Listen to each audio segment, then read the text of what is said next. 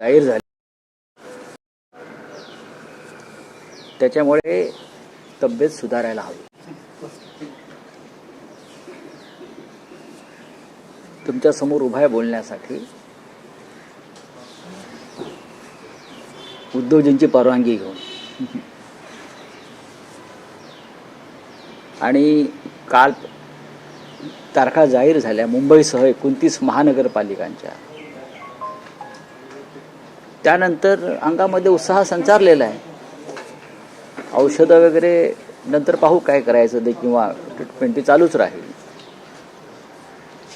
पण ही लढाई मुंबईची मराठी माणसाची शेवटची अस्मितेची आणि अस्तित्वाची लढाई असं आपण म्हटल्यावर मराठी माणूस कोणत्याही पदावर असो, कोणत्याही परिस्थितीत असो, त्यानं या लढाईमध्ये मुंबई वाचवण्यासाठी उतरायला पाहिजे असं आमच्यासारख्यांचं म्हणणं आहे, ज्याने या मुंबईचे अनेक लढे पाहिले, लढले, संघर्ष केला.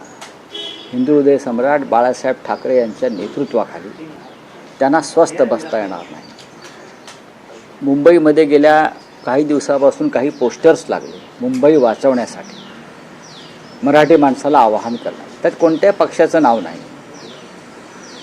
सरकारला भीती वाटली आणि त्याने एका रात्रीत हे सर्व पोस्टर्स काढायला लावले. का तर म्हणे आचारसंहितेचा भंग होतो. आचारसंहिता मराठी माणसाला, आचारसंहिता मराठी माणसाला, आचारसंहिता विरोधी पक्षाला. आणि हे जे सरकारचे लोक आहेत त्यांना काय, निवडणुकाच्या तारखा जाहीर होण्याच्या 10 मिनिटं आधीपर्यंत शासनाचे आदेश निघत होते. निधी संदर्भात नगरविकास खात्याचे आदेश निघत होते. हा विकासाच्या घोषणा होत होत्या. आणि मग ते सगळं पूर्ण झाल्यावर निवडणूक आयोग 4 वाजता तारखांची घोषणा करतो. हा आचारसंहितेचा भंग नाही. तुम्ही सरकारला पूर्ण मुभा देत आहे. पैशाचं वाटप प्रचंड होणार. 15 लाखाची मर्यादा आहे. मुंबई म्हणजे अ ब क ड 15 लाख, 13 लाख, 11 लाख आणि 9 लाख असं हे अ ब कड आहे. मुंबई, नागपूर, पुणे वगैरे अ मध्ये येतात. त्यांना 15 लाखाची मर्यादा आहे.